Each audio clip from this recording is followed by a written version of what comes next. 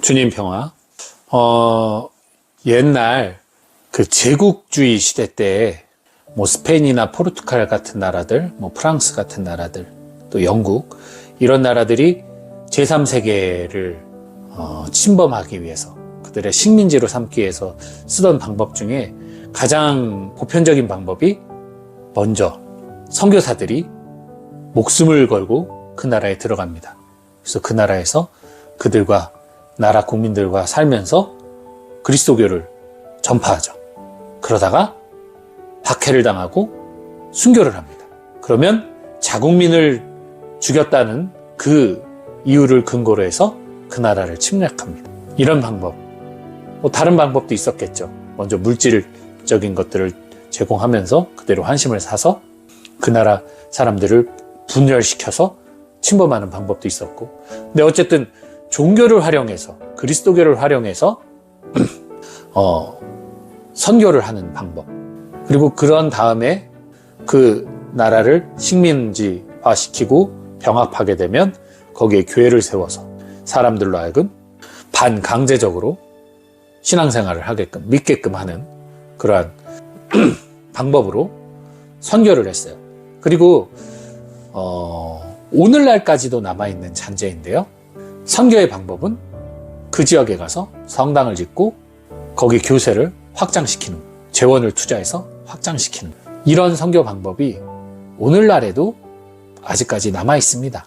선교사들이 그냥 그들과 함께 살아가면서 그들 안에 자연스럽게 묻어가면서 어떠한 물질적, 문화적 발전을 이룩하는 것이 아니라 그들과 희로애락을 느끼면서 제2의 그리스도의 모습을 그들에게 보여주는 이런 어떤 근본적인 예수 그리스도와 같은 선교죠. 예수 그리스도님이 어디 가서 성당을 짓거나 어디 가서 무슨 행사를 하거나 하지 않으셨어요. 부흥회를 하거나 하지 않으셨어요. 그냥 예수님은 다니면서 복음을 선포하셨고 앓는 이를 치유하셨고 마귀를 쫓아내신 것, 그것이 예수님의 전부셨어요. 모임은 사람들 집에 가서 하셨어요. 예, 오히려 회당에서는 쫓겨나시고. 근데 제도교회는 그런 방법을 쓰기보다는 초창기에는 그런 방법을 쓰지만 결국은 끊임없이 물질을 투자해서 성당을 짓고 교세를 확장하는 것, 이것이 이제 중세 이후 제국주의 때 이루어진 선교 방법입니다. 사실 저도 아프리카 선교를 했고, 아프리카에서 이제 칸모임이라고 해서 아프리카 선교사들, 한국 선교사들이 모여서 그 자신들의 선교 체험을 나누고 또 함께 기도하면서 그런 어려움을 서로 위로해주는 그런 시간을 갖긴 하는데요. 그때 이제 들어보면 이 아프리카 같은 경우는 특히나 식민 지배를 받고 사람들이 하느님을 사랑하기 이전에 믿게 된 경우예요. 하느님을 이렇게 탁 온전히 체험해서 내 스스로가 성당에 간 것이 아니라 마치 모태신앙처럼, 저도 그렇고 많은 모태신앙자들 있잖아요. 부모님이 믿고 있어서 내가 하느님이 뭔지 예수님이 뭔지도 모르는데 그냥 온 거야. 성체 모시면 저거 성체 먹고 싶어가지고 엄마 해봐 하던 그런 수준의 관념을, 생각을 가지고 신앙생활을 시작했던 모습처럼 그들도 하느님을 자기 스스로 자기 판단과 자기 생각으로 자유롭게 생각하고 선택해서 믿은 것이 아니라 제국들의 지배 체계 안에서 그냥 믿음으로 시작을 한 거예요. 그러다 보니까 실질적으로 내 교회, 그리스도교, 가톨릭, 뭐 프로테스탄트, 이 개념이 많이 희박해요. 그러니까 쉽게 말하면 이 성당 다니다가 내가 뭐 기분 나쁘거나 그래서가 아니라 개신교에 좋은 일 있으면 그 교회 가요. 교회 가서 거기서도 예배도 하고, 뭐 이런 일들이 자유롭게, 정말 자연스럽게 이루어집니다. 물론 교회에서는 그거를 얘기를 하지만 이 민간 신앙 자체가 그런 종파를 초월하고 있어요. 예. 그래서 어떻게 보면은 이 제도교회라는 것이 그런 함정이 좀 있습니다. 교세 양적인 어떤 증가, 양적인 확장, 그것이 제1 목표처럼 보이는 게 있어요. 이 유혹에 빠지면 언제고 교회는 무너지게 됩니다. 그래서 좀 더 그 본질적인 복음 선포, 예수 그리스도에게서 해답을 찾아야겠죠. 그리고 사도들에게서 해답을 찾아야겠죠. 교회를 세우되 그 교회가 화려하고 거대할 필요가 없어요. 신앙의 공동체가 있는 곳이 바로 교회입니다. 그것을 본질적으로 봐야 되겠죠.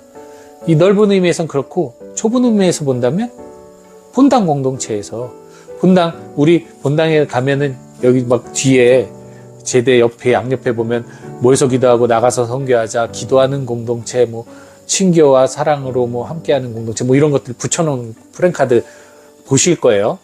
맞아요. 본당 공동체는 기도하는 공동체입니다. 그리고 선포하는 공동체예요. 그게 본질이에요. 근데 좋은 본당 그러면 우리들 인식에 본당 신자들이 본당에서 활동을 많이 하고 본당 행사가 많고 뭔가 막 이렇게 여러 가지 프로그램들이 돌아가면서 신자들이 바쁘게 살아가는 거, 그런 본당 보면 우리가 부러워하죠. 얼마나 본당 활성화가 잘 돼 있냐. 저도 그거 좋은 거라고 생각을 해요. 그런데 단 그런 모습으로 살아가는 신자들 개인이 행복한가? 그 부분도 봐야 될 것 같습니다. 함께 여러 가지 행사를 하고 즐겁게 지내는데 개인들의 삶이, 신앙 안에서 삶이 정말 하느님 안에서 행복하고 하느님 안에서 감사하고 하느님 안에서 기쁜지, 혹은 그런 여러 가지 행사를 하면서 갈등과 반목 속에 서로 경쟁을 한다거나 서로 상처를 주고받고 뒷담화를 하면서 많은 행사를 치르지만 그 이면에는 서로 간에 여러 가지 반목 속에서 고통을 받고 있는 그런 모습이 있지 않은가, 성찰해 볼 필요가 있지 않을까 싶습니다. 어찌 보면은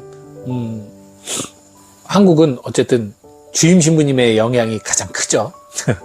주임 신부님이 어떤 분이냐에 따라 행사가 많은 본당이 되기도 하고 기도를 많이 하는 본당이 되기도 하고. 근데 저는 행사가 많고 기도가 많고가 중요한 게 아니라고 생각합니다. 정말 중요한 것은 내가 이 본당 공동체에 함께하면서 내 마음의 기쁨과 감사가 넘쳐 흐르고, 그리고 그 안에서 기도할 때 평화가 찾아오고, 또 본당에서 힘을 얻고 밖에 나가서 세상을 살아갈 때 힘을 낼 수 있다면 그것이 바로 행복한 공동체가 아닐까요? 크고 화려한 본당, 잘 조직화된 기능적인 어떤 활성화가 된 본당, 그것이 중요한 게 아니라 정말 공동체 구성원이 서로 사랑하고 아끼는 것. 저희 수도회로 따진다면 저희가 수도회가 활동을 해서 이곳저곳 많은 곳에 성당을 짓고 또 많은 나라에 진출하고 이곳에서 사회복지를 하고 이런 걸 많이 하면 좋죠. 그렇게 많이 하는 그런 수도회 보면 부럽기도 합니다.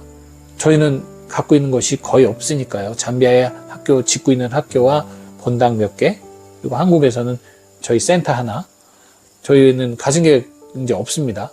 그런데 그것이 활성화되는 것에 치중하다가 정작 그 과정 안에서 형제들끼리 반목하고 갈등을 하면서 내가 이 공동체 안에서 사는 이 자체의 행복을 느끼지 못한다면 이것보다 불행한 삶이 어디 있겠습니까?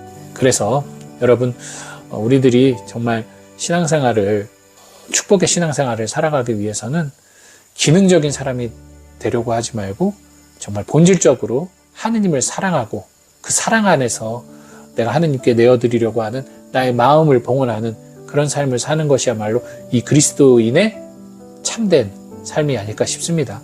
그런 면에서 오늘 복음에 나오는 그 영악한 집사, 그 집사는 사람들에게는 칭찬받을 수밖에 없어요. 보여지는 모습은 얼마나 선하고 아름답습니까? 그래서 주인한테도 칭찬을 받죠. 하지만 그 이면에 그의 마음은 뭡니까?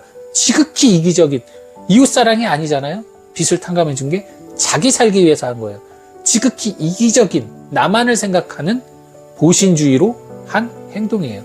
완전한 위선이죠. 그런 위선적인 신앙생활이 되지 않도록 주의해야 된다는 겁니다. 말로는 주님 사랑합니다, 주님 행복합니다 하지만 내가 행복하지 않다라고 느껴진다면 이것도 위선이거든요.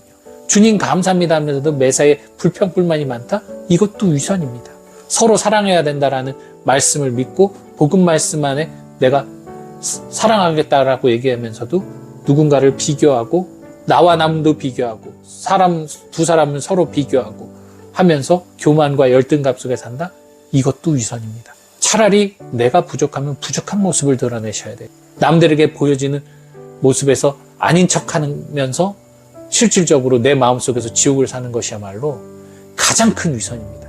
그러니 여러분들 부족하면 부족한 대로, 잘나면 잘난 대로, 요지경 세상 속에서 정말 여러분들 있는 그대로 여러분들의 모습을 드러낼 수 있었으면 좋겠습니다. 그래야만 우리가 살아계신 하느님, 본질적인 하느님을 만나.